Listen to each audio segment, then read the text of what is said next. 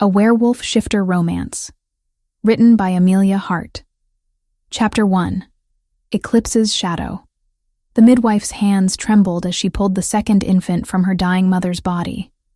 Blood soaked the straw beneath them, too much blood for anyone to survive. The small cottage in Shadowfen Pack territory reeked of death and magic.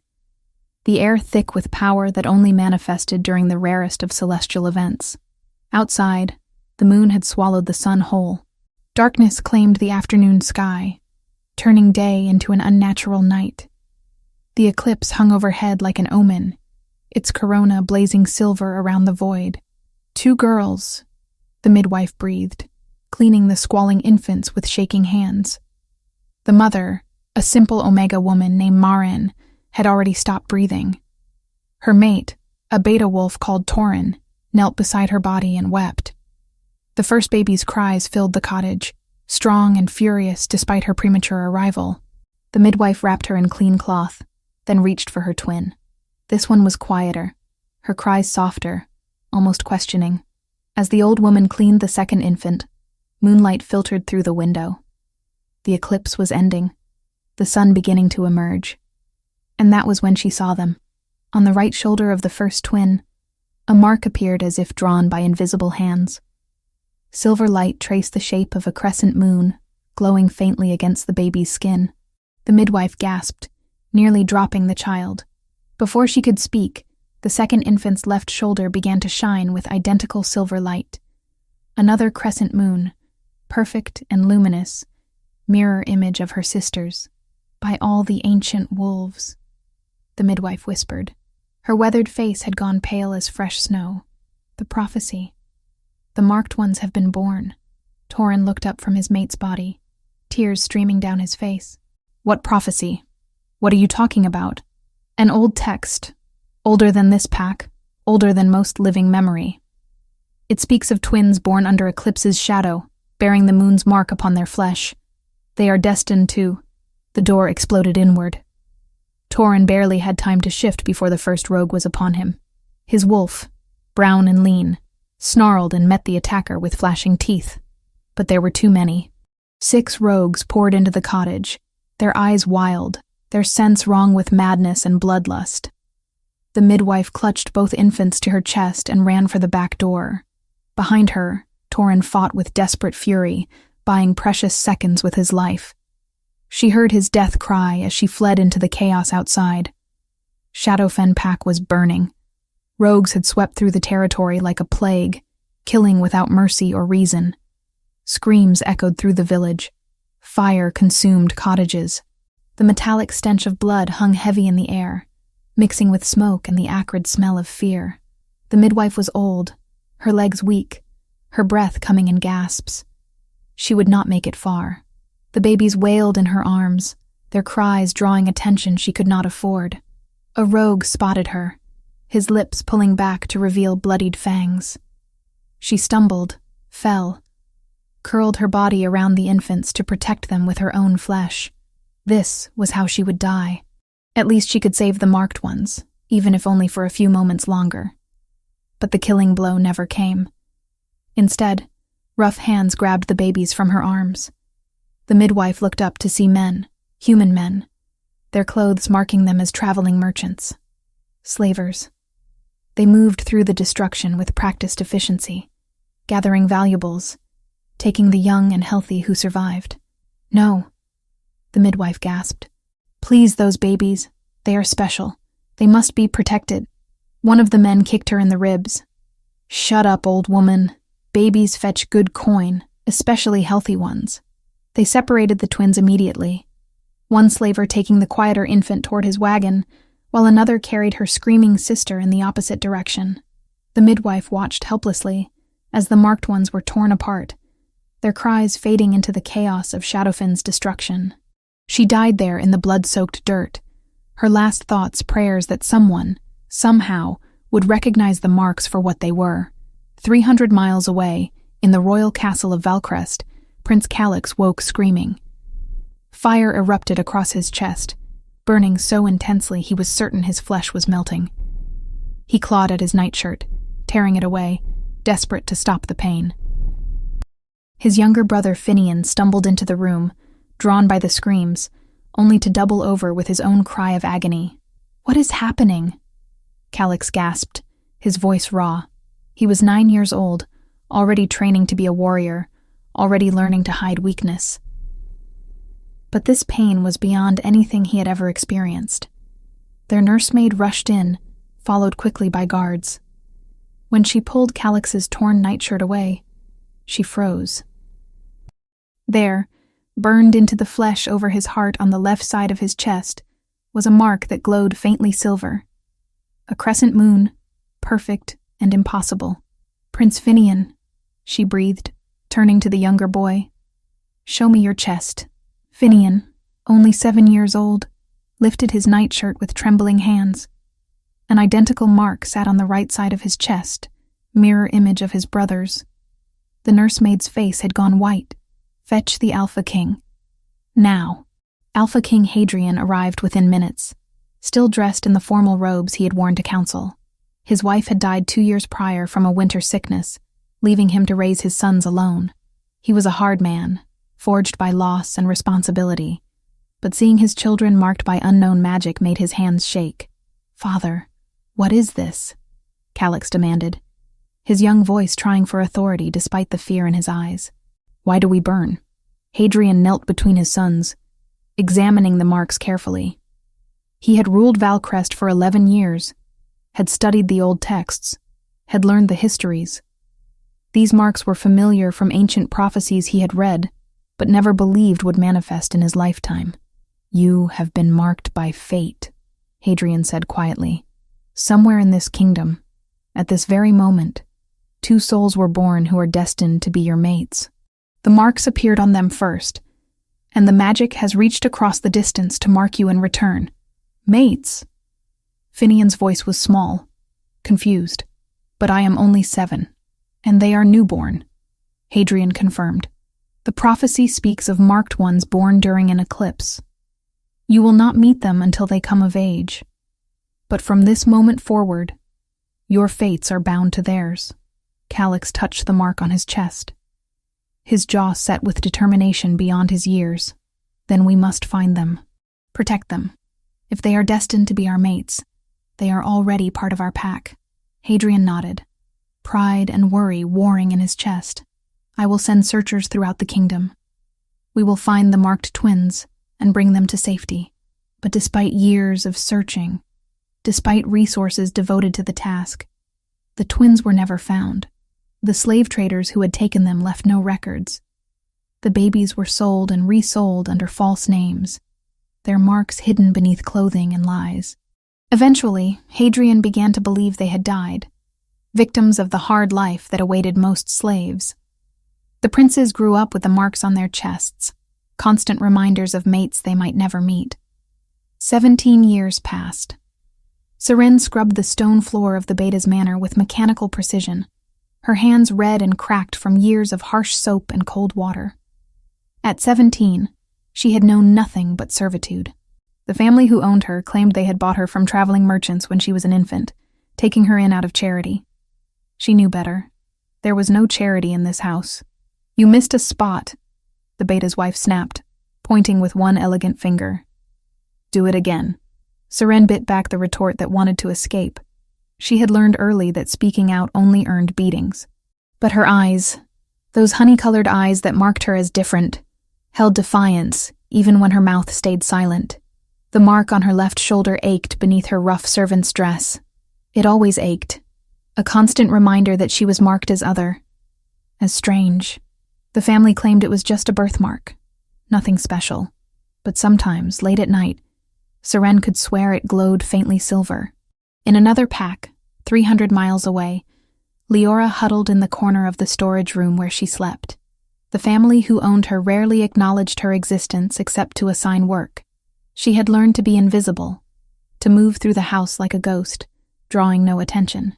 Her right shoulder bore a mark, the mirror of her sister's to her unknown twins. Though she did not know it, she knew only loneliness, silence, and the constant fear that defined her life. But fate, which had marked them at birth, was not finished with the twins yet. In Valcrest Castle, Lord Corvus sat in his private chambers with a vidente, whose eyes had gone milky white with prophecy. He had paid dearly for this divination, but the information was worth any price. "The marked twins live," the seer intoned, her voice hollow and distant. 17 years they have walked this earth, separated and ignorant of their power. One burns with fire that refuses to die. The other moves through shadow, unseen but watching. When they reunite, the lost bloodline of prophecy awakens. The heirs of Valcrest will claim them, and a new era begins. Corvus's hands clenched into fists. He had worked for years positioning his son to potentially inherit the throne should anything happen to the princes. But if these prophesied mates strengthened the line of succession, his plans would crumble. "Where?" he demanded. "Where are they?" The vidente's head lolled. "Silver Pine. Iron Ridge. Hidden among servants, their marks covered but not destroyed. Find the crescents. Find the twins." It took Corvus 3 weeks to locate them. When his spies brought him descriptions of 2 Omega servants, identical in face and form, both exactly 17 years old, both bearing crescent moon marks, his blood ran cold with recognition and opportunity. Killing them outright would raise questions, but bringing them to the castle as servants, where accidents happened regularly, where poison could be administered slowly, where a convenient fall downstairs could be arranged, that was manageable. He sent his men with forged documents claiming the Alpha King required new kitchen staff. The Pax were only too happy to sell off their unwanted Omegas. Seren was torn from Silverpine after she had the audacity to defend a younger servant from punishment. The Beta was glad for an excuse to be rid of her and her defiant eyes. Leora was taken from Iron Ridge in the dead of night, given no chance to even gather belongings she did not possess. They arrived at Valcrest Castle on the same day, in different wagons, through different gates. Seren was thrust into the scullery, ordered to scrub pots and keep her mouth shut. Leora was sent to the laundry, where silence was expected and easily maintained. Neither knew the other existed. Neither knew they had just entered the home of their destined mates. Neither knew that 17 years of separation were about to end in the most impossible way. It was Seren who saw her first. 3 days after arriving, she was carrying a heavy basket of turnips from the root cellar when she rounded a corner and nearly collided with someone carrying linens. Both stopped abruptly. Seren found herself staring into her own face. Same brown hair, same honey eyes, same height and build, and features down to the smallest detail. It was like looking into a mirror, except the reflection moved independently, wore different clothes, held different things. The other girl's eyes went wide with identical shock. "Who?" Seren began, her voice barely a whisper. "Move along! No standing idle in the corridors!" The harsh voice of the head housekeeper shattered the moment. The other girl, her twin, it had to be her twin, looked at Seren one more time with desperate yearning, then hurried away with her laundry. Seren stood frozen, the basket of turnips forgotten, until the housekeeper's hand cracked across her shoulder. "Deaf as well as lazy? I said move." Seren moved, but her mind raced. A twin. She had a twin sister, someone who shared her face, her blood, possibly her strange mark. The loneliness that had defined her entire life suddenly felt less absolute. In the royal wing of the castle, Prince Calix stood before his father, reporting on the day's training exercises. But his hand kept moving to his chest, pressing against the mark that had burned for the first time in years. "Are you injured?" Hadrian asked, concern sharpening his voice. "No, father. It is the mark. It burns as it did the night it appeared." Calix's ice-blue eyes were troubled. "Something has changed. I can feel it." In another part of the castle, Prince Finian clutched his own chest, gasping at the sudden heat. His younger heart was more open to possibility, to magic, to fate. "They are here," he whispered to himself. "After all these years, they are finally here." From the shadows of a high balcony, Lord Corvus watched the servants moving through the courtyards below. Somewhere among them were 2 Omega twins who threatened everything he had built. But they were powerless here, ignorant of their significance, vulnerable. Soon, very soon, they would meet with an unfortunate accident.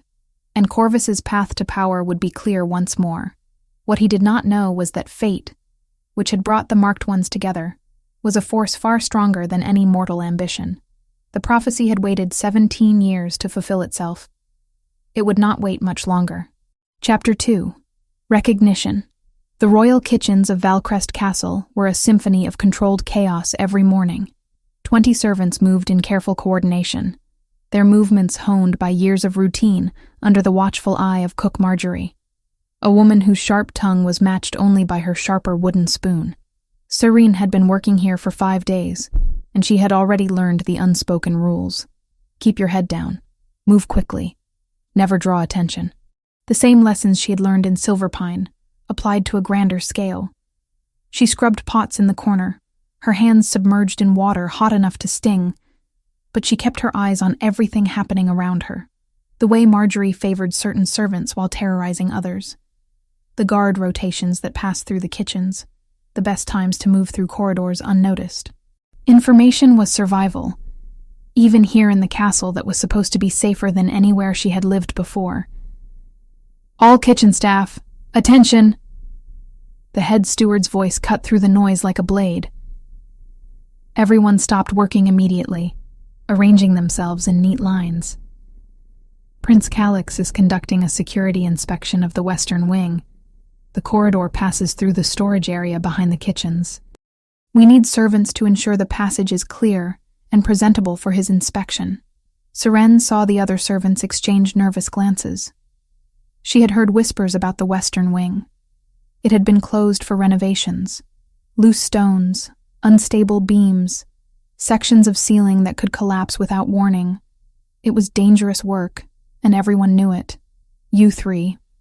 The steward pointed at random servants without looking too closely. Come with me now. One was a girl who could not have been more than 14, her thin arms already scarred from kitchen burns. Another was an elderly man whose limp was obvious even when he tried to hide it. The third was a woman who had been coughing for days, her face pale and drawn. None of them would be able to move quickly if something went wrong. Wait. Seren set down her scrubbing brush and stood, her voice clear despite the way her heart hammered. I will go instead.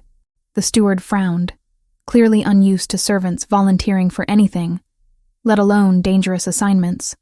You were not chosen. I am stronger than those three. Faster. She met his eyes steadily, the same defiance that had gotten her into trouble in Silverpine rising despite her best efforts to suppress it. If there is danger, I can react. Let them continue their work here where it is safe. Cook Marjorie started to protest. She hated when servants spoke out of turn, but the steward held up a hand. He studied Seren for a long moment, taking in her straight posture, her clear eyes, the way she did not flinch under his scrutiny. Very well, he said finally. You two.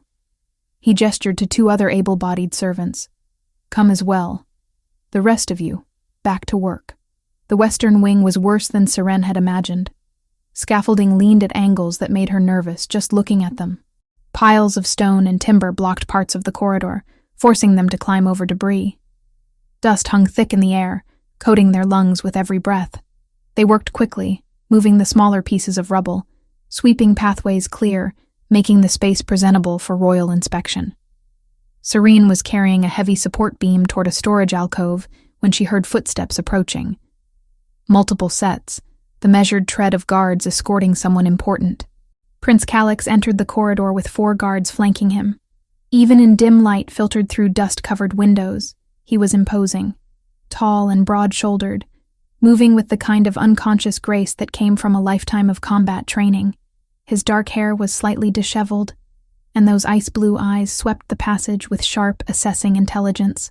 Serene pressed herself against the wall with the other servants, head bowed in the respectful posture expected of her station. But she could not help watching from beneath her lashes, drawn by something she could not name. Calix paused when his inspection reached where they stood. His gaze moved over each servant in turn, then stopped on Seren. She felt the weight of his attention settle over her skin, raising goosebumps despite the heat of exertion. You, he said, his voice neither particularly kind nor cruel. Look at me. Seren raised her head slowly, meeting those ice-blue eyes. Something flickered across his face too quickly to identify. Surprise? Recognition? Impossible. They had never met. What are you doing here? His tone was level, simply requesting information. Clearing the passage for your inspection, Your Highness. You volunteered for this task? Yes, Your Highness. Why? The question surprised her. Why would a prince care about a servant's motivations? Because others were chosen who would have been at greater risk in this unstable area. I am more capable of handling potential danger. Calix's eyes narrowed slightly, studying her with new intensity. You assess your own capabilities highly. I observe what others miss, Your Highness. I see clearly. For a long moment, he said nothing. Then he turned to the steward who had accompanied the inspection. This one is wasted scrubbing pots. Reassign her to the royal chamber staff. The steward blinked, clearly surprised. Your Highness? I want servants who can think independently, not just follow orders without question. She will assist in maintaining my wing of the castle. Calix looked at Seren again, something unreadable in his expression. Report to the head of household tomorrow morning. She will assign your new duties. Yes, Your Highness? Seren's heart raced, though whether from opportunity or apprehension she could not tell. Follow me now. I will show you to your work area. She had no choice but to obey. Calix led her through corridors that grew progressively grander as they walked. Rough stone giving way to polished marble, simple torches replaced by elegant oil lamps and bronze fixtures. Guards stood at attention as they passed. Other servants scattered out of the prince's path, like birds before a storm. They reached a hallway lined with doors bearing the royal crest worked in gold. Calix stopped and turned to face her. His guards remained at the corridor entrance, giving them a moment of relative privacy. What is your name? He asked. Seren, Your Highness. Seren. He said it slowly, as if testing how the syllables felt. His hand moved unconsciously to his chest, pressing against something beneath his tunic. You do not carry yourself as most servants do. How should I carry myself, Your Highness? Most would not meet my eyes as you do. Most would not speak so directly. Would you prefer I cower and lie? The words escaped before Seren could stop them. She tensed, bracing for punishment. Instead, something that might have been amusement crossed Calix's face. No, I would not prefer that. He gestured toward her. Your sleeve. Push it up. Your left arm. Serene's blood went cold. No one ever asked about the mark. It was just a birthmark. Meaningless. Strange, but harmless. But the way he said it, the intensity burning in his gaze, suggested he knew something she did not. Slowly, she pushed up her left sleeve and adjusted the neckline of her rough dress to fully reveal her shoulder. The crescent moon mark sat there, silvery against her skin. Calix stared at it for what felt like an eternity. Then, without warning, he reached out and touched it. Lightning. That was the only word for what happened. Pure electricity arced between them, so intense that Seren cried out. Her knees buckled, and Calix caught her arm instinctively, but the additional contact only amplified the sensation. Every nerve ending in her body sang with energy. She could feel his heartbeat as if it were her own, thundering and erratic. She could sense his shock mirroring her own, his confusion matching hers beat for beat. Calix released her abruptly and stepped back. His hand shook slightly before he clenched it into a fist. They stared at each other, both breathing hard, both trying to process what had just happened. What was that? Seren gasped, her shoulder still tingling where his fingers had touched. I do not know, but there was something in his eyes that suggested he was lying, or at least not telling the complete truth. He turned away, presenting his back to her in clear dismissal. Report tomorrow morning as instructed.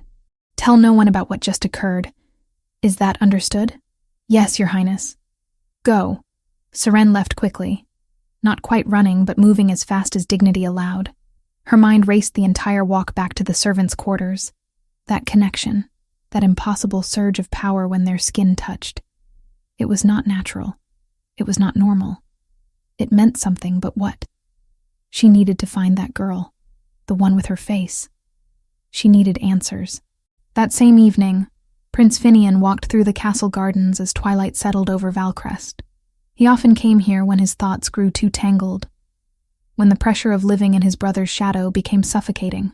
Calix was everything a future king should be. Strong, decisive, confident.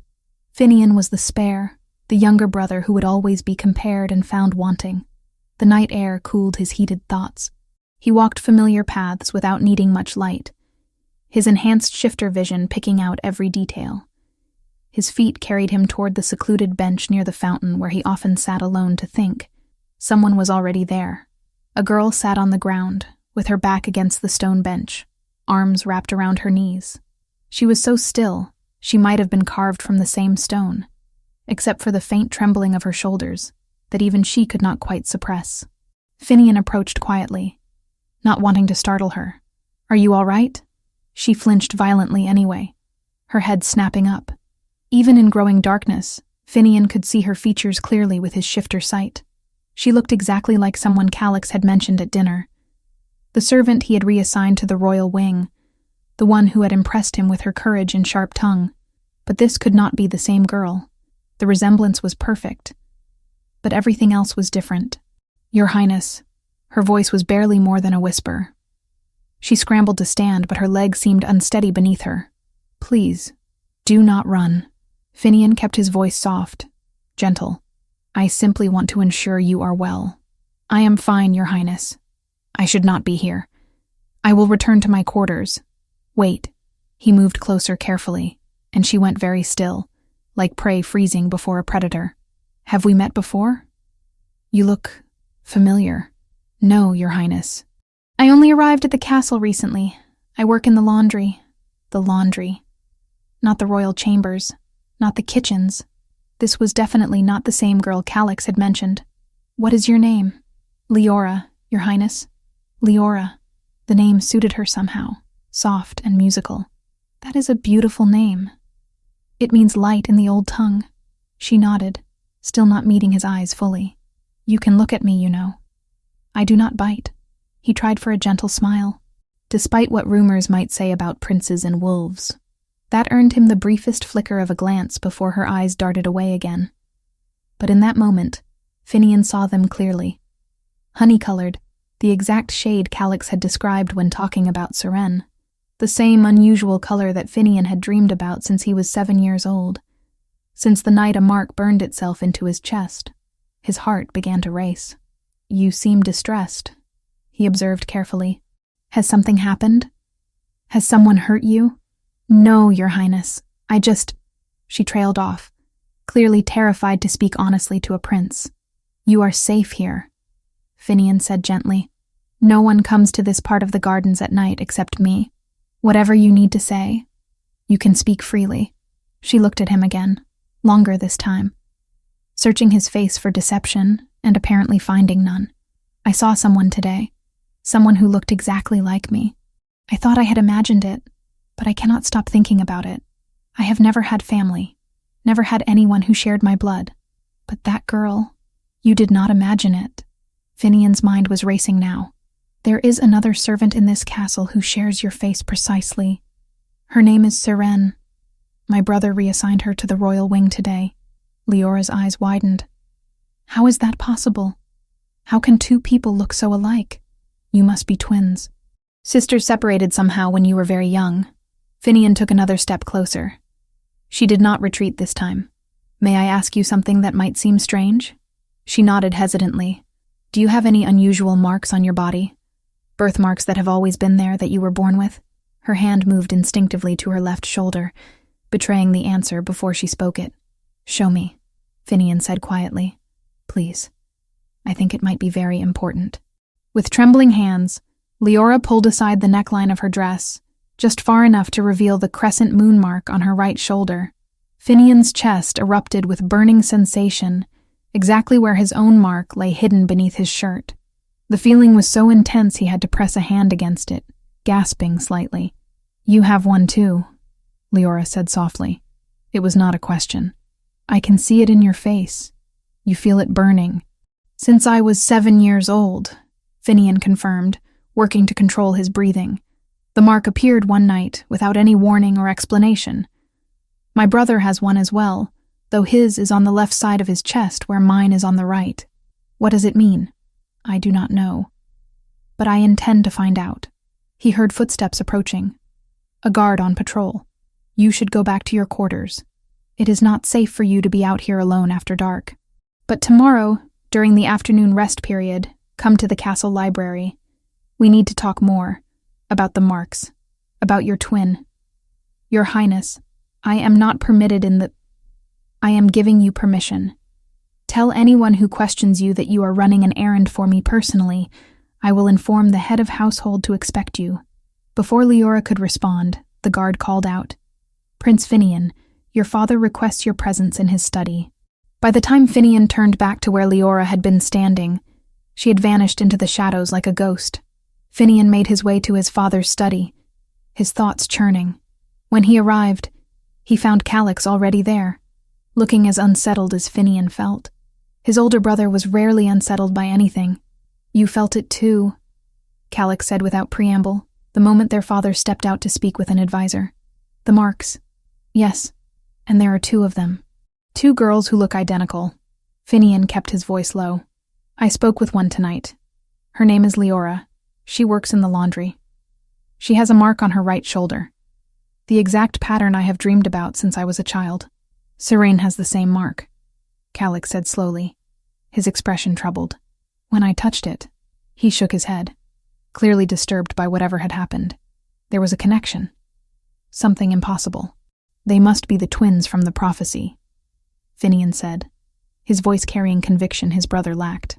Born during the eclipse 17 years ago. The mates the marks promised us. Calix's jaw tightened. That is assuming you believe in prophecies and predetermined fate. I do not. Brother, how can you deny what is right in front of us? We carry marks that appeared the moment they were born. Now they are here. Identical twins with matching marks. Tell me that means nothing. It could be coincidence. An extraordinarily unlikely one, but there is no such thing as coincidence on this scale. Finian's frustration leaked into his voice. Why can you not simply accept that some things are beyond logic and strategy? That destiny exists? Before Calix could respond, their father returned with Lord Corvus at his side. The counselor's expression was carefully neutral, but something about him always made Finian's instincts prickle with warning. Your Highnesses, Corvus said smoothly. I hope I am not interrupting an important discussion. We were discussing some of the new servants, Calix said carefully, his tone giving nothing away. Nothing that concerns the council. Ah, yes, the twin Omegas. Corvus's smile did not reach his eyes. Quite curious, are they not? Identical in every way, or so I am told. You have been making inquiries about servants? Finian's voice sharpened despite his best efforts to sound casual. I make inquiries about everything that concerns the safety of this castle and the royal family, Corvus replied smoothly. These girls appeared at precisely the same time, looking exactly alike. It raises certain questions. Calix leaned forward slightly. What sort of questions? Well, in these troubled times one cannot be too careful. There are pacts who would send infiltrators into the royal household. Using magic to make 2 unrelated girls appear identical would be a clever strategy. Plant them separately, have them play innocent and helpless, gain the trust of the princes. He let the implication hang in the air. You think they are spies? Finian's hands clenched into fists below the table where no one could see. I merely suggest that investigation would be prudent, Your Highness, for the safety of the crown. Question them separately. See if their stories align. If they are genuine, they have nothing to fear from honest inquiry. Calix nodded slowly, his strategic mind already working through the scenario. You may be right. We should verify their backgrounds and intentions. Finian, have both girls brought for formal questioning tomorrow. Separately. We will determine if they pose any threat. Brother, Finian began, but Calix cut him off. This is not a matter for debate. Our personal curiosity about their marks is secondary to ensuring they are not a danger to father or the kingdom. They are 17-year-old girls with no pack, no resources, no power. Finian protested. What possible threat could they pose? That is what we will determine through questioning. Calix's voice carried the weight of his position as elder and future king. Lord Corvus, Arrange for the girls to be brought to the council chamber tomorrow morning. Separately, we will interview them there. Before dawn the next day, Calix issued a sealed order requiring that any interview be conducted in the presence of the head healer and the castle's legal scribe, with Lord Corvus explicitly barred from the chamber. Guards were instructed to remain outside, and questions were limited to establishing identity and safety risks. No threats, no raised voices. Trauma-aware procedure, as befit witnesses and potential victims. Corvus bowed, triumph gleaming in his eyes, though he kept his expression respectful.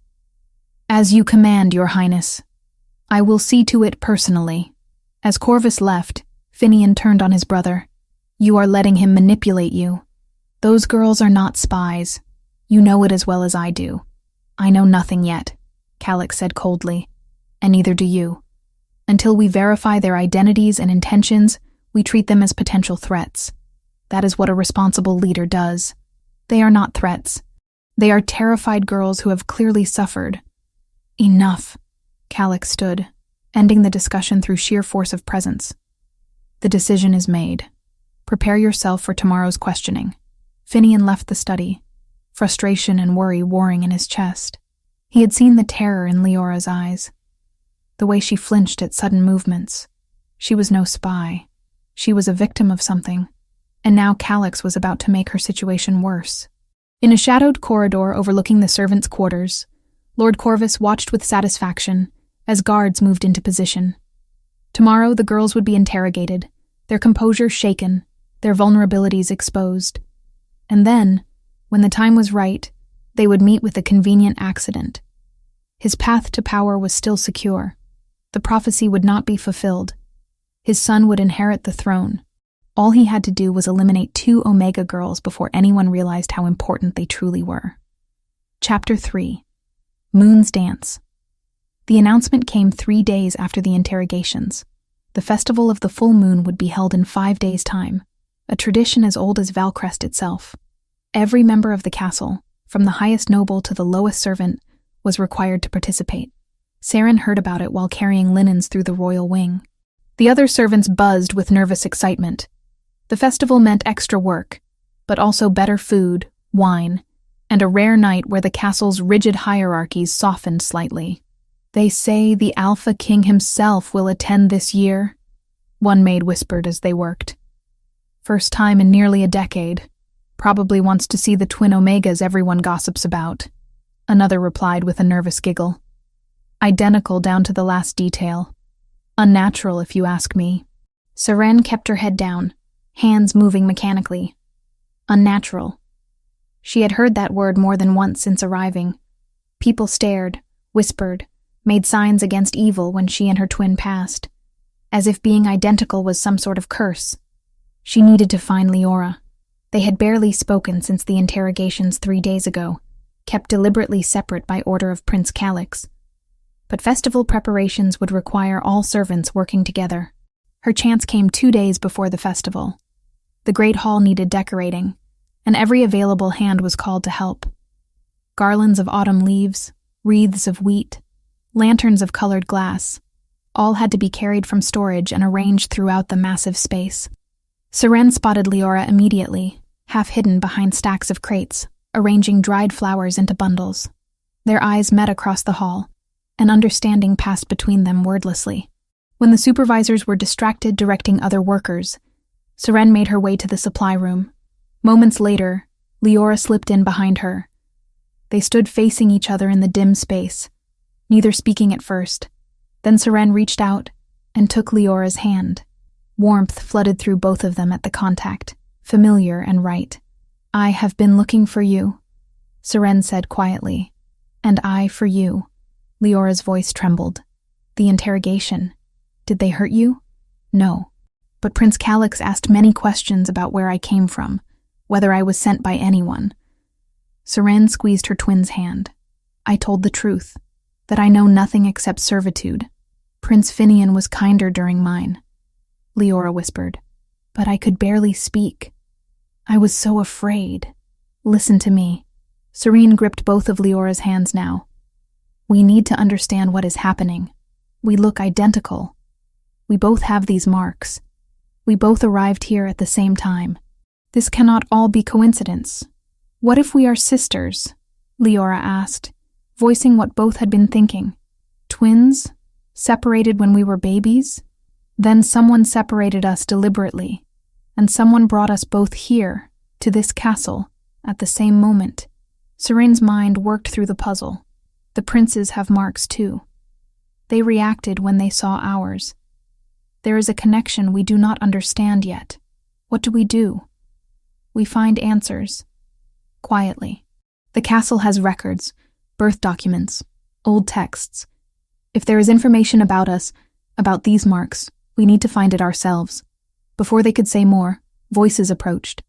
They sprang apart, both grabbing decorations to carry out.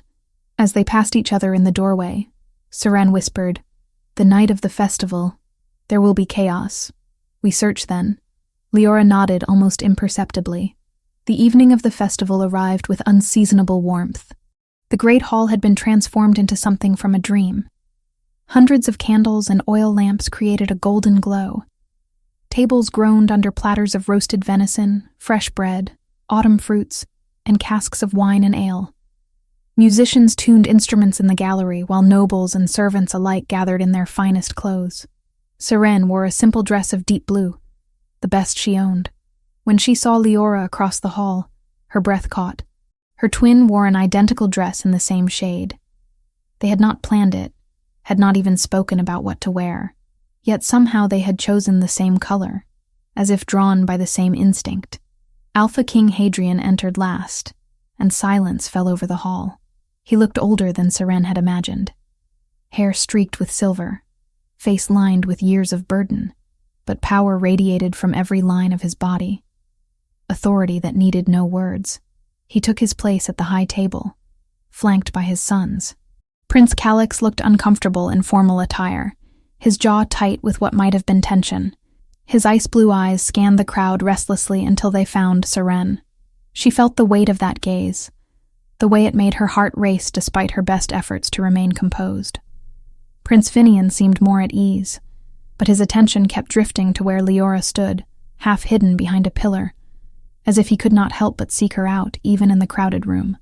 The feast began with entertainment, jugglers, acrobats, a bard singing old ballads. Wine flowed freely, and gradually the formality gave way to celebration. Then the master of ceremonies called for the traditional Omega dance. Serene's blood went cold. She had heard of this ritual but never witnessed it. Unmated Omegas danced to honor the moon, asking for her blessing in finding true mates. It was ancient tradition, supposedly going back to the first shifters. "All unmated Omegas to the center of the hall," the master called. A dozen young women moved forward nervously. Serene tried to melt into the shadows, but hands pushed her forward. She found herself in the circle of dancers, aware of every eye upon her. "I do not know the steps," she hissed to the woman beside her. "Just follow along. The dance is instinctive. The moon guides us." The musicians began playing a haunting melody unlike anything Serene had heard before. It seemed to come from somewhere ancient and deep, a rhythm that spoke to something primal in her chest. The other dancers began moving, their steps graceful and flowing. Serene stood frozen, panic rising. She had never danced, certainly not something this complex. She would humiliate herself before the entire court. But then the melody swelled, and something in her chest responded. A pull, insistent and impossible to ignore. Her body moved without conscious thought, feet finding steps she had never learned, arms lifting in patterns that felt written into her bones. Across the hall, hidden near the servants' entrance, Leora watched. And as the music played, the same pull seized her. Before she knew what she was doing, her feet were moving. Her arms mirrored Serene's perfectly. They were separated by half the hall, yet they danced in flawless unison. The other Omegas faltered and stopped, staring. The musicians played on, transfixed. The entire hall fell silent, except for that ancient melody and the whisper of two sets of feet, moving in impossible synchronization. Serene's eyes found Leora's across the distance. In that moment, recognition deeper than memory passed between them. A bond that had existed before birth, severed by cruelty, now reforming with every matched step. The marks on their shoulders burned silver beneath their dresses, glowing faintly through the fabric. At the high table, Calix pressed a hand to his chest, where his own mark flared to life. Beside him, Finian did the same, gasping softly. Alpha King Hadrian stood abruptly, his chair scraping against stone. His face had gone pale, his hands gripping the table edge hard. He saw them fully now. 2 girls dancing a ritual his own mate had performed before their bonding, and the marks, glowing silver, visible even from this distance. They were the ones from the prophecy. The marked twins, finally revealed. He needed to protect them, but exposing them now would put them in immediate danger. Lord Corvus watched from across the hall with calculating eyes. The dance ended. Seren and Leora stood frozen, staring at each other as applause erupted around them. Neither had any memory of learning those steps, yet they had performed them flawlessly. Extraordinary, someone murmured. Unnatural, another hissed. Hadrian rose with deliberate control. I am retiring for the evening. The celebration may continue. He left quickly, his mind racing. In his private chambers, he sent for his most trusted advisors and ancient texts on prophecy. He needed confirmation before acting. In the Great Hall, the celebration continued. But the mood had shifted. Lord Corvus watched the twins with cold calculation. The Alpha King's reaction had been revealing. If Hadrian suspected their importance, Corvus needed to accelerate his plans. Later that night, while the castle still buzzed with festival energy, Seren and Leora met in the darkened corridors. Using the chaos as cover, they made their way to where records were kept. The door was locked, but Seren had watched where keys were stored. Her fingers worked quickly, and the door swung open silently. Inside, shelves stretched high, packed with scrolls and bound volumes. They searched by candlelight, pulling document after document. Here, Leora breathed, unrolling a scroll marked with faded ink. She read aloud, her voice trembling. Attack on Shadowfen Pack during eclipse. 17 years past. Multiple casualties. 2 infant daughters of Marin and Torin, both Omegas, marked with crescent moons, taken by slavers. No further record. Seren grabbed the scroll, staring at the words. Shadowfen. That was our home. Those were our parents. They died protecting us, Leora whispered, tears streaming down her face. And someone took us. Sold us. They looked at each other as the truth crashed over them. They were not just twins. They were survivors of a massacre, stolen and separated, their entire history erased. The prince's marks appeared when we were born, Seren said slowly. The prophecy linked us before we could even understand. We need to tell someone, Leora said. The Alpha King needs to know. He might already know. Did you see his face during the dance? Seren's voice dropped. But if he knows, why has he not said anything? Because there is still danger. Whoever destroyed Shadowfen, whoever sold us, they might still be here. They stood in the record room, 2 girls who had been nothing discovering they were part of something ancient and powerful, and neither knew if that knowledge would save them or condemn them. Chapter 4. Threads of Fate. The training yard was deserted when Calix arrived before dawn. He preferred it this way, the quiet hours when no one would question why a prince was spending time with a servant. He had told himself this was practical. If Seren worked in the royal wing, she needed to know how to defend herself. The castle had enemies, and those close to the royal family were often targets. It was a reasonable justification. It was also a lie. The truth was that he could not stop thinking about her, about the mark on her shoulder and the lightning that had passed between them when he touched it, about the way she met his eyes without flinching, the way she challenged him as no one else dared, about how his chest burned whenever she was near. You are late, he said when Seren finally appeared, slipping through the shadows. I had to wait for the other servants to settle for the night. She approached cautiously, eyeing the practice weapons he had laid out. You truly intend to teach me? I do. Can you handle a blade? I have scrubbed kitchen knives for years. Does that count? The corner of his mouth twitched, almost a smile. Not exactly. We will start with basics. Stance, Balance, awareness. He moved behind her, adjusting her posture with careful hands that still managed to make her skin prickle with awareness. Plant your feet wider. You are too narrow. Anyone could knock you over. Seren adjusted, but the proximity of his body made concentration difficult. Like this? Better. His breath was warm against her ear. Now, if someone grabs you from behind, what do? Scream for help? What if there is no help coming? She thought for a moment. Kick backward. Aim for the knee. Good instinct. But you need more. He demonstrated, his hands on her shoulders, not gripping hard, just showing position. Drop your weight suddenly. Twist at the waist. Use the attacker's momentum against them. They practiced the movement several times. Each time, Calix's hands on her became more distracting. Each time, Seren found it harder to concentrate on the lesson and easier to focus on his scent, his warmth, the controlled power in his body. Again, he commanded. This time I will actually hold you. Try to break free. His arms circled her from behind, firm but not painful. Serene's heart hammered. She tried the technique, dropping her weight and twisting, but Calix was ready, adjusting his grip to compensate. Too predictable, he said against her hair. Try something I will not expect. Seren stopped thinking and acted on instinct.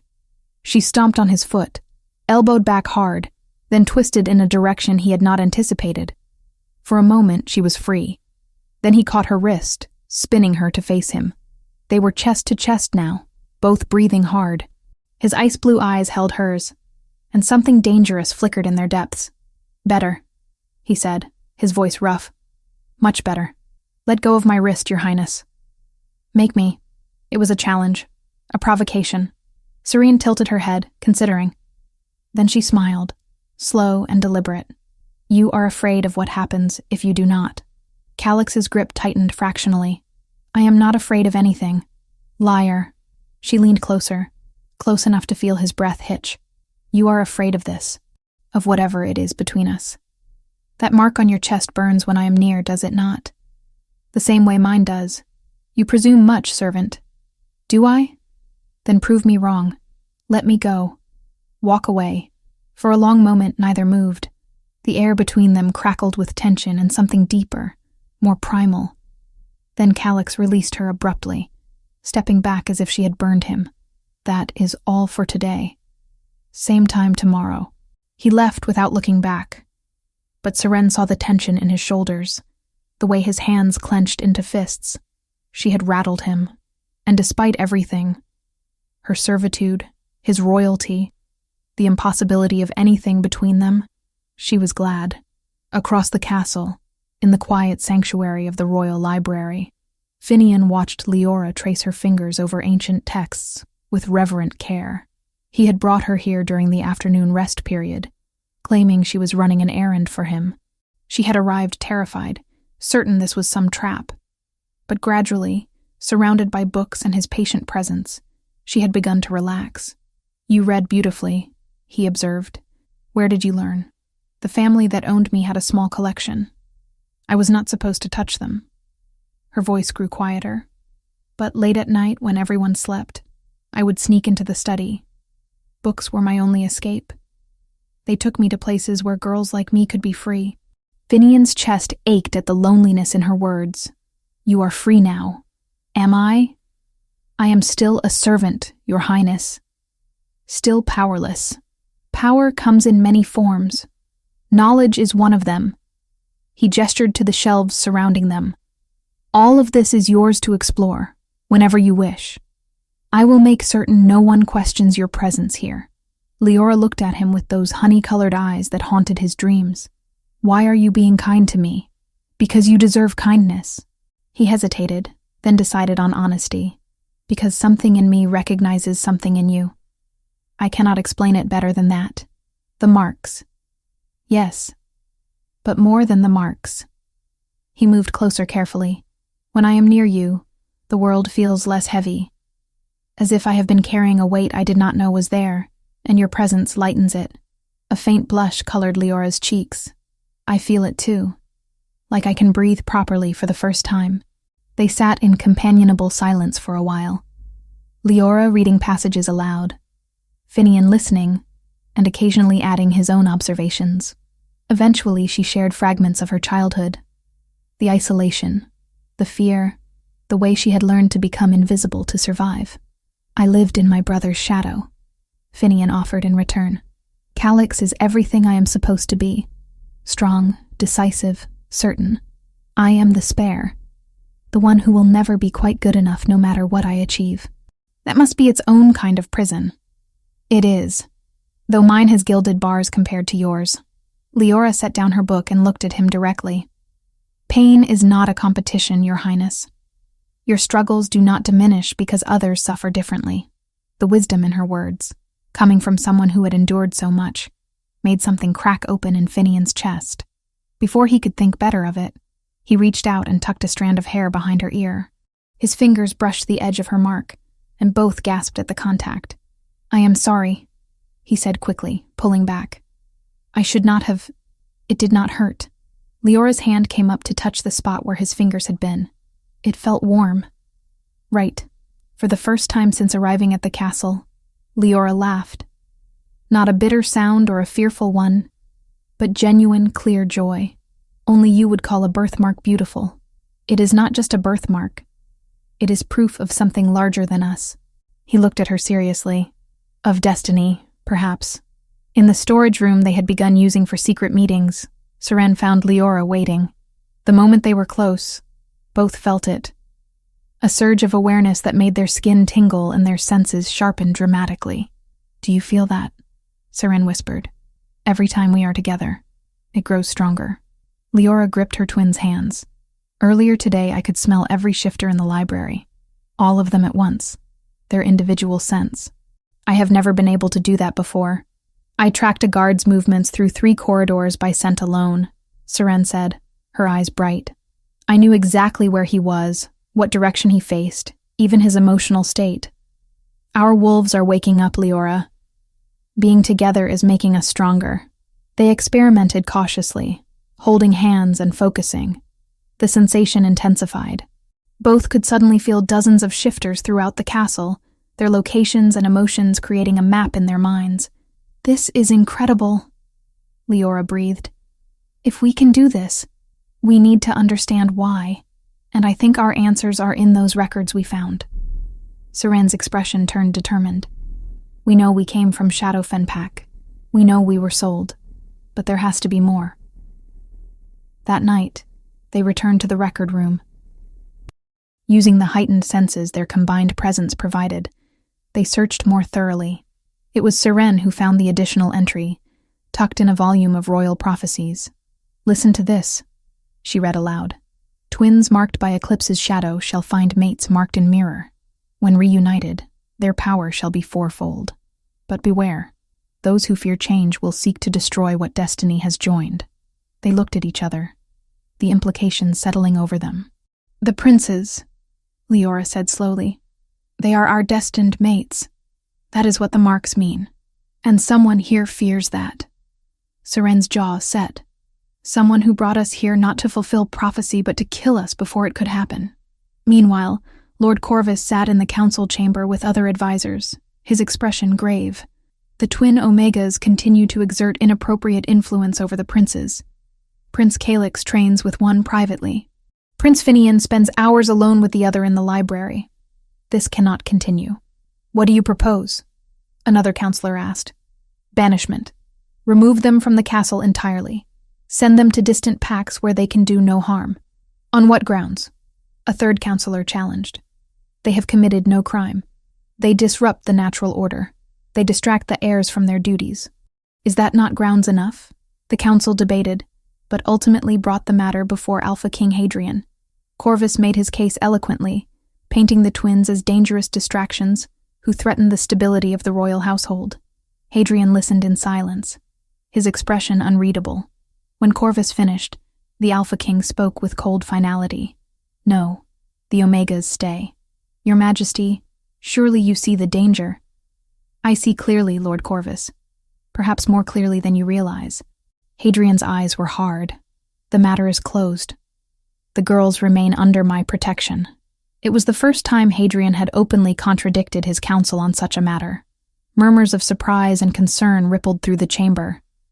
Corvus's face remained carefully neutral, but fury burned in his eyes. After the council dismissed, Corvus returned to his chambers and sent for his most trusted operative. The Alpha King protects them openly now. We cannot wait any longer. Prepare your men. Tomorrow night, the twins die. Make it look like an accident. A fire in the servants' quarters, perhaps. But ensure they do not survive. And the princes? They will mourn and move on. Without the Omegas to fulfill the prophecy, my path remains clear. What Corvus did not know was that the twins' heightened senses, amplified by their proximity, had detected his malice. They did not know the details of his plan yet, but they knew danger was coming. And for the first time in their lives, they were not helpless victims waiting for fate to crush them. They were marked by destiny, and destiny had teeth. Chapter 5. Blood and Truth. The summons came at midnight. A guard whose face was grim delivered the message personally to each of them. Prince Calix, Prince Finian, you are to report to the Alpha King's private chambers immediately. Bring the servants Seren and Leora with you. Calix exchanged a glance with his brother across the corridor. Their father never summoned anyone at this hour unless the matter was urgent, and including 2 Omega servants in a royal meeting was unprecedented. Within minutes, all 4 stood before a heavy oak door, carved with ancient symbols. The guard knocked once, then stepped aside. The door opened, revealing not the study they expected, but a circular chamber carved from black stone. Candles floated impossibly in midair, their flames casting dancing shadows across walls etched with glowing runes. A protection circle, Finian breathed. Father, what is happening? Alpha King Hadrian stood at the center, looking older than either of his sons had ever seen him. Deep lines bracketed his mouth, and his silver-streaked hair seemed to have gained more gray in recent weeks. But his eyes, when they lifted to meet the twins, held something that made Serene's breath catch: recognition, certainty, and profound relief. Enter, Hadrian commanded, his voice rough with emotion. What I am about to tell you cannot leave this room. The magic here ensures no one can hear or scry what happens within these walls. They entered cautiously. Seren felt the magic settle over her skin like cool mist. Beside her, Leora trembled. Hadrian gestured for them to sit, but no one moved. The tension was too thick. You wonder why I summoned you here at midnight, Hadrian began. Why these 2 servants stand beside my sons in a magically protected chamber. He turned fully to face Seren and Leora. The answer is both miraculous and tragic. His voice strengthened. You are the twins from the prophecy. Born during the eclipse 17 years ago in Shadowfen Pack, your parents were simple Omegas, Marin and Torin, good wolves who died protecting their village from rogues. When you were born, these marks appeared. He gestured to their shoulders. Crescent moons, glowing silver in the darkness. Seren's knees weakened. Leora's hand found hers. At the exact moment of your birth, Hadrian continued, these marks burned themselves into existence on my sons' chests. They were children, 9 and 7 years old, screaming in pain as prophecy fulfilled itself. He looked at Calix and Finian. You have carried those marks ever since, waiting for your destined mates.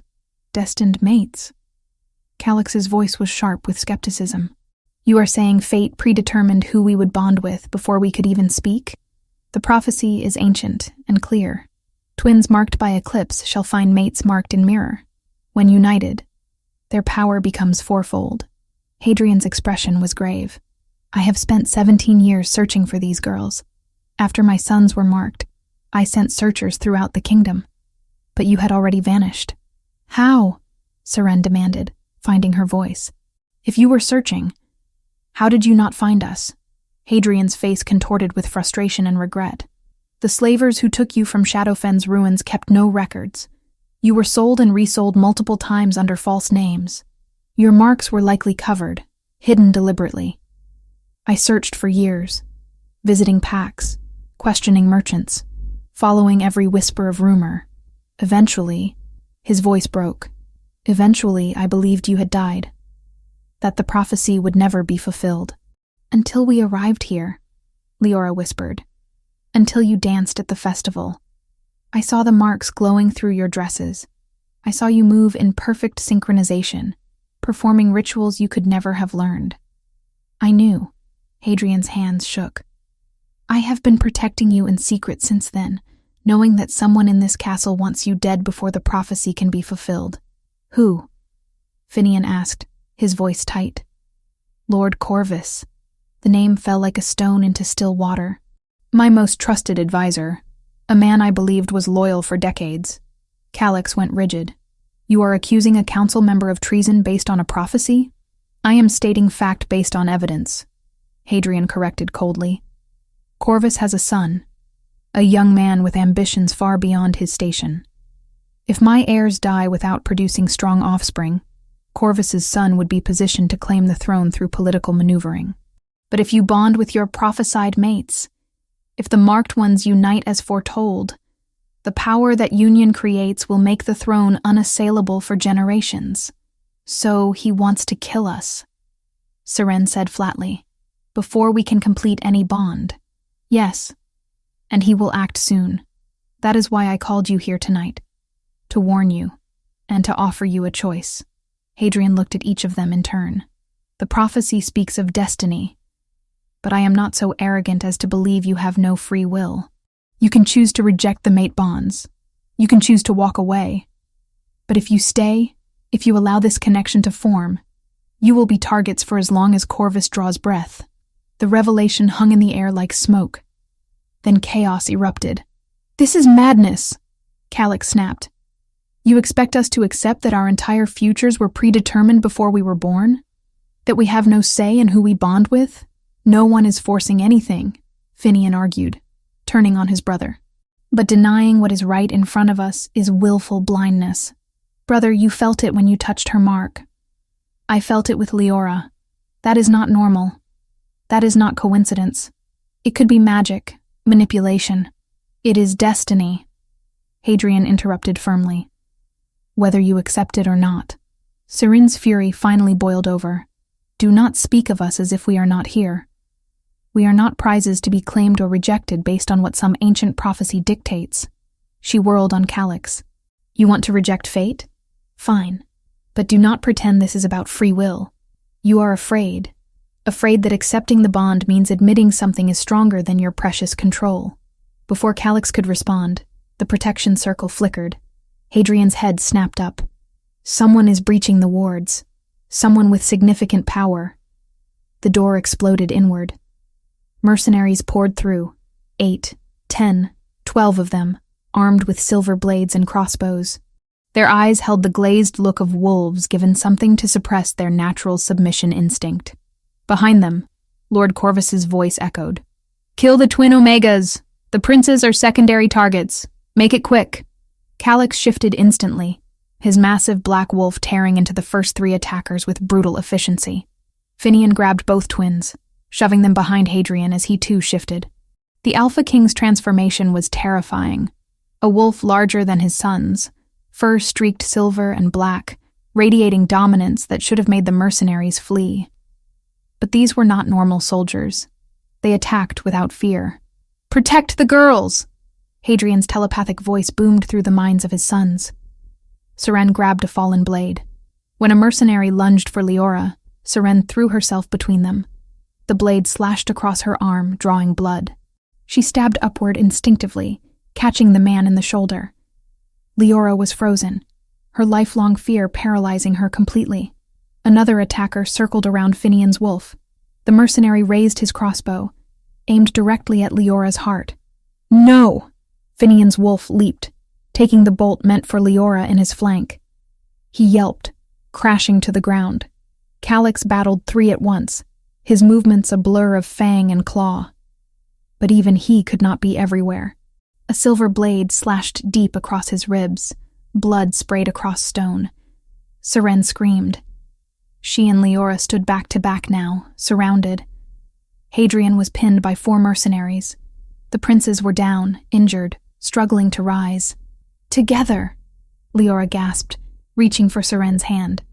Their fingers locked. and something inside both of them exploded.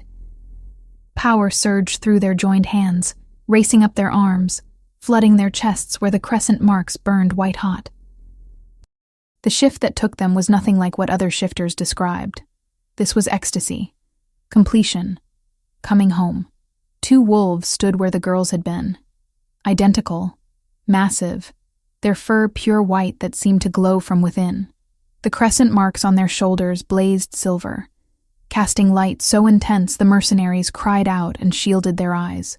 Through a bond that had always existed but never manifested, the sisters felt each other's thoughts, each other's power. They were separate beings, but in this moment, they were also one. As one entity, they turned to face the attackers. Ancient power rolled off them in waves, the power of prophecy fulfilled, of destiny claimed. The mercenaries tried to run, but it was far too late. The white wolves lunged with synchronized precision, and the battle's tide turned irrevocably. Chapter 6. White Fire. The 2 white wolves moved as one entity, their power resonating through the chamber in waves that made the stone walls tremble. Their crescent marks blazed like twin stars, and where their light touched the mercenaries, the men screamed and fell back, unable to withstand the ancient magic radiating from the marked ones. Seren's wolf was fury incarnate, aggressive, precise, lethal. She tore through attackers with savage efficiency, her teeth finding throats with instinctual knowledge she had never possessed before. Every movement was calculated to protect, to defend, to eliminate threats to her pack. Leora's wolf was shadow-made flesh, swift, unpredictable, deadly in her silence. She moved between enemies like water, striking from angles they never saw coming. The girl who had spent her life learning to be invisible had become a predator who used that skill to devastating effect. Together, they were unstoppable. The mercenaries who had seemed so formidable moments ago crumbled against ancestral power awakened. Within minutes, the attackers lay dead or dying. The sisters stood panting, their white fur stained red, their eyes glowing silver in the candlelight. Hadrian shifted back to human form, his wounds already healing with alpha speed. "By all the ancient wolves," he breathed, staring at the twins. "You are magnificent." Calix limped forward, the deep slash across his ribs still bleeding. Finian struggled up as well, the crossbow bolt protruding from his flank. Both brothers stared at the white wolves with expressions caught between awe and something deeper, more primal. The twins shifted back, their human forms reappearing. They stood unconcerned with modesty, power still crackling around them, making their marks glow. "We can sense them," Seren said, her voice carrying strange harmonics. "All the traitors in the castle. Their loyalty to Corvus marks their auras like rot. We can find every single one. Then we hunt," Hadrian said grimly, tossing them robes from a chest. "Calix, can you fight? Try to stop me." Calix's voice was strained but determined. He looked at Seren with new eyes, seeing not just a servant or even a prophesied mate, but a warrior queen in her own right. "I will follow your lead." "As will I," Finian added, moving to stand beside Leora. "Show us who betrayed our family." What followed was a hunt unlike any Valcrest had ever witnessed. The white wolves raced through corridors, their combined senses creating a map of every traitor's location. Guards loyal to Hadrian followed, capturing conspirators who found themselves unable to lie when confronted by the twins' penetrating gazes. "You met with Lord Corvus 4 times last month," Seren said to a minor noble, her eyes boring into his. "You accepted gold to poison the wine cellars when given the signal." The man tried to deny it, but his aura flared with sickly green deception.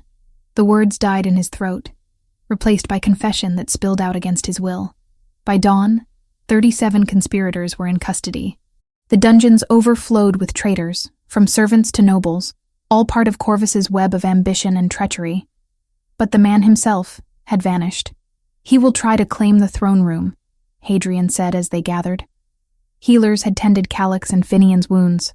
"It is what I would do. Make a final stand for power before fleeing. Then we go to him," Seren said. She and Leora stood side by side, still in their borrowed robes, looking every inch the royal destiny they carried. "He cannot have gotten far," They moved as a group through the castle. Dawnlight filtered through windows, illuminating destruction from the night's battle. Servants whispered and pointed as they passed. The Alpha King, his sons, and 2 white wolves flanking them. Word had spread quickly throughout Valcrest. The marked ones had revealed themselves. The throne room doors stood open. Inside, Lord Corvus waited. He had dressed in stolen formal robes, attempting to project authority he no longer possessed. He stood before Hadrian's throne, but did not sit on it. Even in his desperation, some instinct warned him against that final blasphemy. A loyal guard knelt before him. Corvus's silver blade pressed to the man's throat, hard enough to draw blood. "Stay back," Corvus called out, "or this man dies, and his blood is on your hands." "You are surrounded, Corvus," Hadrian said, walking forward slowly. "There is no escape. Face justice with whatever dignity remains to you." "Dignity?" Corvus laughed, the sound unhinged. "You speak of dignity while elevating bastard orphans to positions they have no right to claim? Those twins are nothing. Common Omega blood with delusions of grandeur. They are the fulfillment of prophecy," Hadrian said coldly. "Something you tried desperately to prevent because your ambitions for your son could not survive their existence." "My son deserves the throne more than your whelps. He is strong, intelligent, bred for power." "Your son is in custody as we speak," Hadrian interrupted. "Arrested this morning for his role in your conspiracy. He will be stripped of all titles and exiled alongside you." Corvus's face went white, then purple with rage. "No, he knew nothing. I protected him from—" "He knew everything," Calix said flatly. "We have his signed confession. He helped you plan the attack, recruited the mercenaries, arranged for weapons. Your son is as guilty as you are." The blade at the guard's throat pressed harder. Blood trickled down the man's neck. "Then I have nothing to lose. These twins will die here, now, or this guard bleeds out before your eyes. We will give ourselves to you," Seren announced suddenly. Every head whipped toward her. Calix's hand shot out as if to stop her, but she stepped forward. "Release your hostage, and we will come to you." "Serene, no!" Calix's voice cracked with command and desperate fear. "Trust me," she said quietly, meeting his eyes with absolute certainty. Then louder, to Corvus, "We are what you wanted, are we not? The obstacles to your power. Take us, and let the innocent live." Corvus's eyes gleamed with sick triumph. "Finally, some sense. Approach slowly. Both of you." The twins walked forward, hand in hand. Their marks began to glow, but subtly, as if they were trying unsuccessfully to hide their power. Corvus watched them with hungry anticipation, the blade lowering slightly from the guard's throat. "That is close enough," he said, when they were 10 feet away. "Now, kneel before your betters and accept your fate." "We kneel to no traitor," Leora said, her voice ringing clear and strong through the hall. The girl who had been too terrified to speak for 17 years now commanded the room with absolute authority. And then she moved. For her entire life, Leora had perfected the art of being underestimated. She appeared meek, frightened, harmless, but her wolf was none of those things. She shifted mid-leap, a blur of white fur and silver light, and her jaws closed around Corvus's wrist with crushing force before he could process what was happening. The blade clattered to the stone floor. Corvus screamed, trying desperately to wrench free. But Seren was already moving too, her own shift instantaneous. 2 white wolves bore him to the ground, their teeth at his throat, their combined power pressing down on him with the weight of destiny itself. "Confess." Seren's voice echoed directly in Corvus's mind, the alpha command she had inherited from prophecy making his will crumble like ash. "Confess everything before your peers." Corvus had no choice. The words poured out in a torrent, how he had orchestrated the destruction of Shadowfen to eliminate witnesses to his plans, how he had paid the slavers specifically to take the marked twins and sell them where they would never be found, how he had spent 17 years consolidating power while positioning his son as the alternative heir. Every dark secret, every manipulation, every murder he had ordered or committed personally, all laid bare before the assembled court. When he finished, silence filled the throne room like a physical presence. Hadrian stepped forward, his voice carrying the weight of absolute authority. Lord Corvus, you are guilty of conspiracy to commit regicide, orchestrating mass murder, slavery, and 17 years of continuous treason against the crown. The sentence is ancient and final. Permanent exile in wolf form. Your human self will be locked away forever.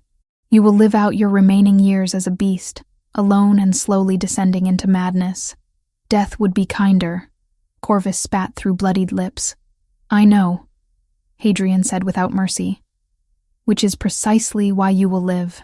The curse was spoken in the old tongue, dark magic swirling around Corvus like smoke. His human form locked away, sealed behind barriers he could never break. He shifted one final time, and a mangy gray wolf stood where a man had been. Without the intelligence to strategize or the humanity to feel regret, driven by pure animal instinct and growing confusion, the wolf that had been Corvus fled through the open doors into the forests beyond Valcrest, never to return. Silence held for 3 heartbeats. Then Hadrian turned to the twins, still in their wolf forms, still radiating power. All hail the marked ones, Princess Seren and Princess Leora, bearers of the ancient prophecy, destined mates of the royal heirs, defenders of Valcrest. The assembled court dropped to their knees as one. Guards, nobles, servants, all bowed before the white wolves who had saved the kingdom. The twins shifted back, accepting formal robes from attendants. They looked at each other, then at their king, then at the 2 princes who watched them with such intensity, it made the air crackle between them. By evening, the seamstresses had created gowns worthy of the occasion. Seren wore cloth of gold that caught the light with every movement, making her look like living flame. Leora's gown was pure silver, shimmering like moonlight on water. They stood before the full court, their marks visible and glowing faintly, their heads held high. Hadrian presented them formally, recounting their story. The tragedy of Shadowfen, the years of suffering, the triumph of prophecy fulfilled. When he finished, there was not a dry eye in the hall. These twins, he said, his voice breaking with emotion, were stolen and lost, but destiny would not be denied. Welcome them home. The court erupted in cheers that shook the rafters. But for Seren and Leora, the most important moment came after the formalities ended. Calix approached Seren where she stood, needing air after the overwhelming ceremony. I was wrong, he said without preamble. About fate, about bonds, about you, about everything. Oh, watching you fight, seeing your courage and power, understanding finally that you make me stronger rather than weaker. I realized something crucial. He knelt before her as tradition demanded when requesting permission to court. I do not care if fate dictated this bond. I would choose you regardless of any prophecy. May I court you properly, Seren? Not because destiny demands it, but because my heart does? Seren's throat tightened with emotion. You may, Calix, and I accept your suit freely. Inside the castle, Finian found Leora in the library, her sanctuary. May I join you? He asked gently.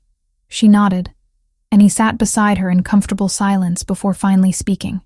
You were incredible today. Brave beyond any measure I have ever witnessed.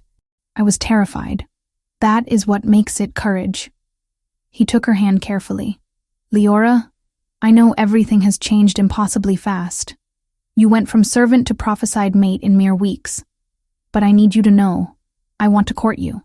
Not because marks bind us, but because when I am with you, I become the person I was always meant to be. Leora looked at him with those honey-colored eyes that had haunted him since childhood. I accept Finian. I choose this path. I choose you. In different corners of the castle that had become their home, 2 princes and 2 prophesied mates began courtships that would reshape Valcrest forever. The marked ones had found each other at last, and the kingdom would never be the same. Chapter 7. Bound by Choice. The traditional courtship period began with all the formality Valcrest protocol demanded, but Calix had never been one for tradition when it interfered with what mattered. On the 3rd morning after accepting Seren's courtship, he arrived at her chambers before dawn with training gear instead of flowers. Get dressed, he said through the door. We have work to do. Seren emerged wearing the leather breeches and tunic he had sent. her hair braided back for combat. Most princes bring poetry during courtship. Most princes court delicate flowers who need protection. He led her to the training yard where weapons waited. You are a warrior. I will treat you as one.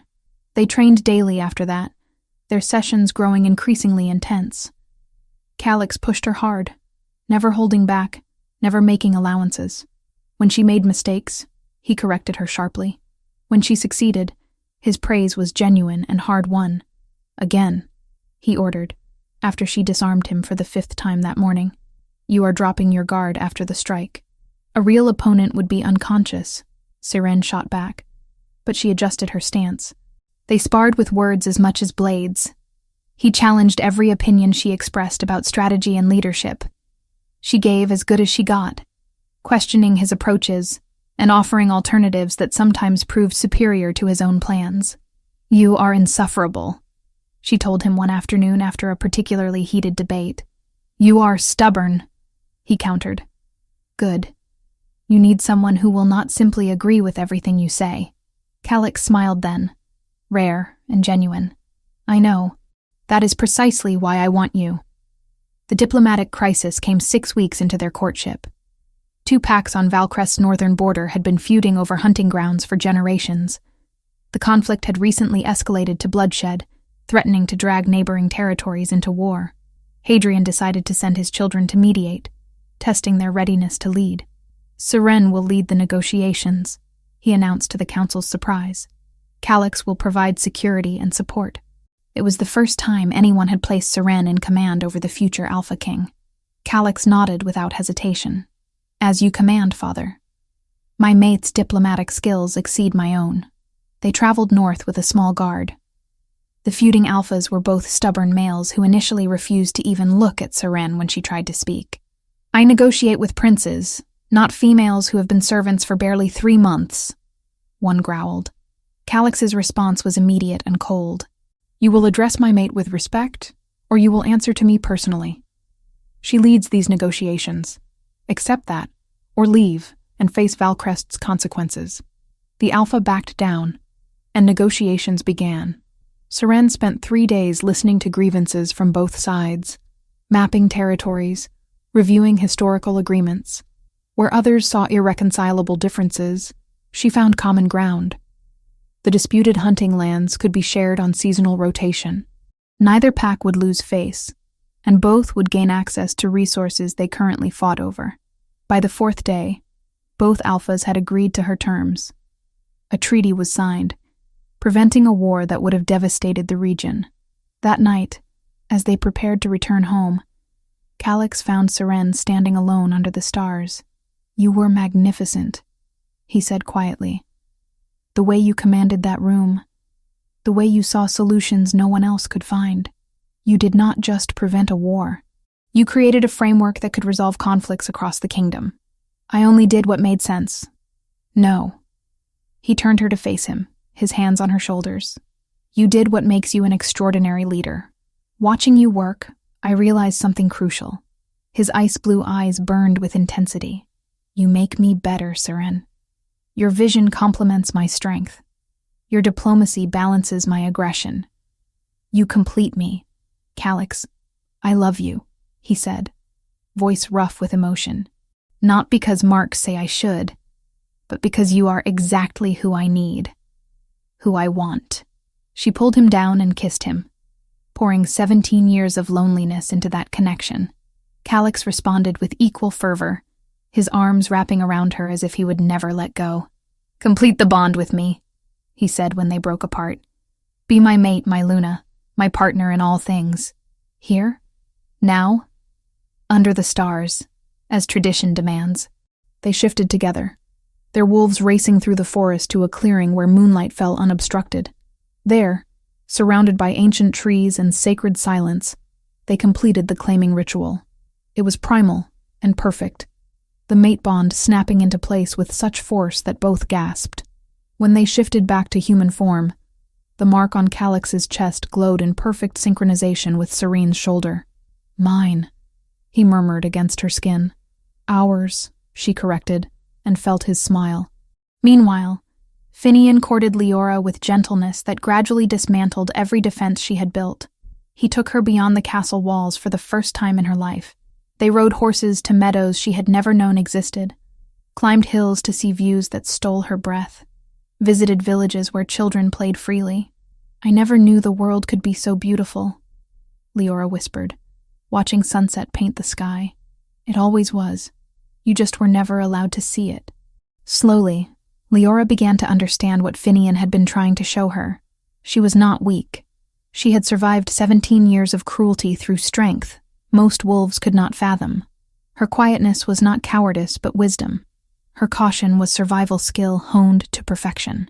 "You are the strongest person I know," Finian told her one evening. The turning point came during a ritual hunt. It was tradition for courting couples to hunt together in wolf form. They ranged through forests, moving in perfect synchronization. They were tracking deer when they stumbled upon a wounded boar. The creature, maddened by pain, charged. Finian dodged, but his paw caught on a root.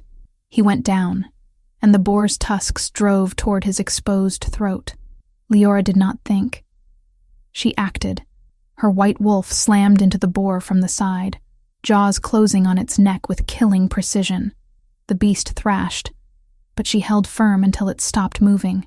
When they shifted back, Finian stared at her in awe. "You saved my life. You would have done the same for me. Yes. But you have spent your whole life being told you were helpless. Yet when it mattered, you did not hesitate." He took her face in his hands. "Leora, you are not broken. You never were." For the first time since childhood, Leora believed it. She kissed him then, tentative at first, then with growing confidence. "I choose you," she said clearly. "I choose this bond. I choose us." They completed their claiming at the sacred spring, where legends said the first Luna had been blessed. The water reflected moonlight as they joined, and when the bond settled into place, both felt rightness resonate through their souls. Back at the castle, 4 marks began to glow simultaneously. The connection between all 4 intensified, forming a perfect circle of power that pulsed with ancient magic. Hadrian assembled the court days later. "The mate bonds are complete. The marked ones have fulfilled the prophecy." He looked at his children with joy and pride. "I am abdicating, not from weakness, but from wisdom. Valcrest will be ruled by King Calix and Queen Seren in matters of war and strategy, and by King Finian and Queen Leora in matters of law and diplomacy. 4 rulers, balanced and unified. The coronation happened under a full moon. Seren and Leora, who had been slaves, now wore crowns. The prophecy had not stolen their choices. It had given them the opportunity to transform fate into love. Chapter 8. Legacy of Light. 3 years had passed since the coronation that changed Valcrest forever. The castle that had once been a prison for 2 Omega slaves now stood as a beacon of hope for wolves across the kingdom. Queen Seren stood in the council chamber, reviewing the latest reforms with deliberate care. Her cloth of gold gown caught the morning light, but it was her eyes, those honey-colored eyes that had once belonged to a servant, that commanded absolute attention. "The Omega Protection Act will be enacted across all packs under Valcrest's jurisdiction," she announced, her voice carrying the authority she had earned through blood and prophecy. "No Omega can be sold, traded, or held against their will. Those found violating this law will face immediate trial and punishment." The council members nodded their agreement. None dared challenge her anymore. They had learned that Queen Seren did not simply rule, she transformed. Every law she proposed came from lived experience, from 17 years of understanding exactly what needed to change. "Furthermore," she continued, "we are establishing safe houses in every major pack. Omegas fleeing abuse will have sanctuary there, no questions asked." Lord Barrett, an older counselor who had survived Corvus's purge, spoke carefully. "Your Majesty, these reforms are unprecedented. Some traditionalist packs may resist. Then they will learn to adapt or face consequences." Seren's voice was steel wrapped in silk. "I lived what they inflict. I will not allow it to continue." King Calix stood beside his mate, his presence a wall of support. The Queen speaks with my full authority. These laws are not suggestions. In another wing of the castle, Queen Leora worked in what had become known as the Shadow Chamber, her network of information gatherers who reported directly to her. The girl who had once been invisible now commanded the most sophisticated intelligence operation Valcrest had ever seen. "Report," she said softly to the agent before her. "The last of Corvus's sympathizers have been identified and removed from positions of power, Your Majesty. The kingdom is secure." Leora nodded, reviewing documents with the same careful attention she had once given to stolen books in the dead of night. "And the border situation with Iron Peak?" "Stable. Your treaty with them holds strong." King Finian entered, carrying their daughter. The baby girl, barely 6 months old, had a crescent moon mark on her tiny shoulder that glowed faintly when both parents held her.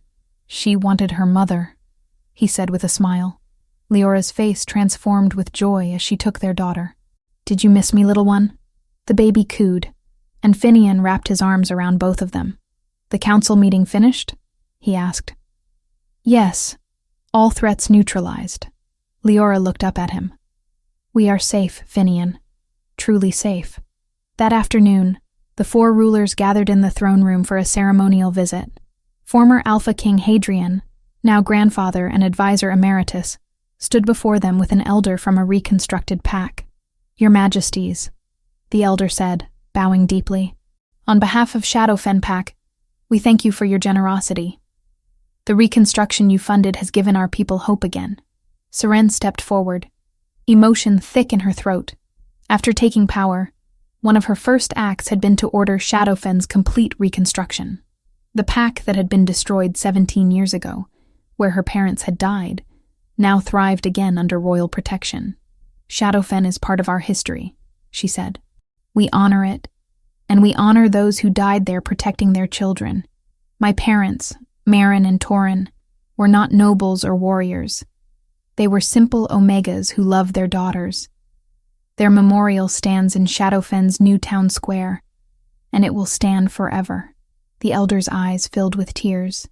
"They would be so proud of what you have become." After the elder left, Hadrian approached his children. All 4 of them, for that was how he thought of the twins now.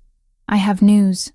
The former Alpha of Silverpine Pack has been stripped of his title for enabling the abuse of servants, specifically you, Seren. His Beta, who you said treated you with relative kindness, has been given an honorable position in the new pack structure."